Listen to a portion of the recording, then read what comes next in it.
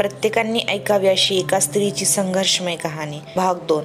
नमस्कार मित्रांनो, मी आहे प्रतिभा आणि प्रतिभास ज्ञान या यूट्यूब चॅनलमध्ये आपल्या सर्वांचं स्वागत आहे। कहाणी ऐकण्यापूर्वी तुम्ही जर या चॅनलवर नवे असाल तर प्लीज लाईक, शेअर आणि सबस्क्राईब करा।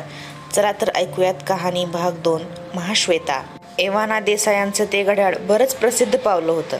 डॉक्टर देसाई इंग्लंडमध्ये शिकत होते तेव्हा त्यांच्या तिथल्या प्राध्यापकाने ते घड्याळ त्यांना दिलं होतं। वर्गात शिकवतानाही आपल्या त्या प्राध्यापकांच्या बुद्धिमत्तेविषयी, शल्यकौशल्याविषयी आणि मृदू हृदयाविषयी सांगितल्याशिवाय त्यांचा एक दिवसही जात नसे। एकदा एका विद्यार्थ्यानं भर वर्गात त्यांना खोडसाळपणे विचारलं होतं, सर, तुम्ही हे घड्याळ कुणाच्या हातात बांधणार?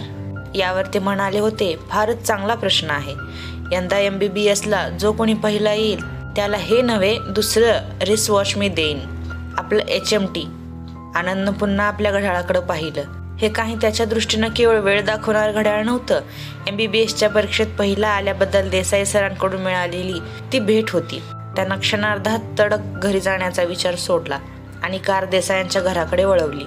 वयोपरत्वे विसराळू बनत चाललेले सर घड्याळ न दिसल्यामुळे कसे सैरभैर झाले असतील या विचारानं तो व्याकुळ झाला। तो घरी पोहोचला तेव्हा देसायांच्या पत्नी हॉलमध्ये रेडिओ ऐकत बसल्या होत्या। त्याला पाहताच त्या उत्साहाने म्हणाल्या, ये ये, हे काय इतक्या सकाळी? घरून आलास की हॉस्पिटलमधून? सर घड्याळ विसरले होते, ते द्यायला आलो।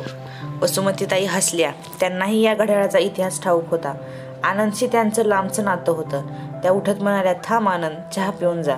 नको, आई वाट पाहत असेल।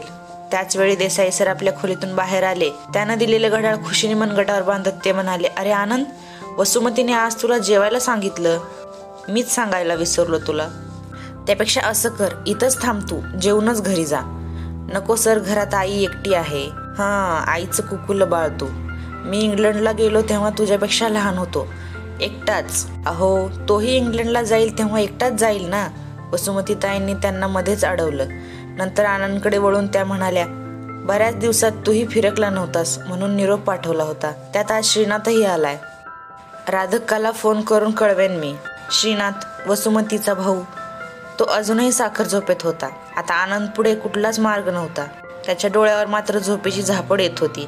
हे लक्षात येऊन देसाई सर म्हणाले, तू वरच्या गेस्ट रूम मध्ये जाऊन झोप काढ बघू जेवायच्या वेळेपर्यंत। देसाई सर आणि आनंदचं नातं फक्त गुरु शिष्याचं नव्हतं। सरांना फक्त 2 मुलगेच होते। मुलगी असती तर त्यांनी आनंदला जावई करून घेतला असता, असं वर्गात मुलं नेहमी म्हणायची। सरांविषयी मनात पराकोटीचा आदर असला तरी आनंद त्यांच्यासमोर संकोचून जायचा। गेस्ट रूम मध्ये गेल्या गेल्या बूट आणि ॲप्रन काढून त्यानं बॅगेतला नाईट ड्रेस अंगावर चढवला आणि अंथरुणावर अंग टाकलं। झोपेला निम्म मरण म्हणतात ते खरं आहे।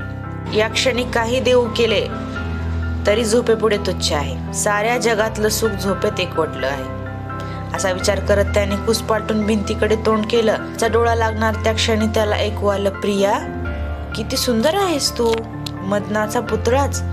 तुला पाहता क्षणीच मी तुझ्या प्रेमपाशात सापडले बघ। आनंद क्षणभर गडबडला। त्यानं सभोवताली पाहिलं, कोणीच नव्हतं। मग आपण आवाज कुठला ऐकला? या नाजूक गोड आवाजानं त्याच्या डोळ्यावरची झोप उडवली होती। तो खरोखर कुणा तरुणीचा आवाज होता की आपल्याला झालेला भ्रम? आनंदचा देखणेपणा ही सर्वमान्य वस्तुस्थिती होती। उंच, सुदृढ बांधा, गोरा रंग, कुरळे दाट केस, यामुळे कॉलेजमध्ये त्याला Madan, he man, Shriyut college यासारख्या पदव्या सहज प्राप्त झाल्या होत्या। स्वभावतः गंभीर स्वभावाच्या आनंदची मुली शुकमुनी, गौतम ऋषी म्हणून थट्टा करायच्या।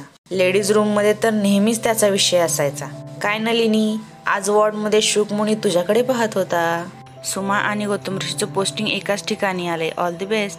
का जळतेस एवढं? एवढी ओळख असून एकदाही घरी आले नाहीत राजश्री। हे सारं बोलणं त्याची मावस बहीण अनुसूया त्याच्यापर्यंत पोहोचवत होती। आनंद अंथरुणावरून उठून बसला। शांतता पसरली होती। बहुतेक हा आपल्याच मनाचा खेळ असावा या विचारानं त्यालाच शरम वाटली। त्याच वेळी पुन्हा तो शुश्राव्य आवाज कानावर आला, या सुंदरांगाला पाहता क्षणीच मी त्याच्यावर मोहून गेले आहे। त्याचं देखणेपण, सुंदर देह, गोरा रंग, मदनाप्रमाणे भासणाऱ्या त्या तरुणावर मी अनुरक्त झाले आहे। जन्मोजन्मी हाच पती मिळावा ही माझी इच्छा।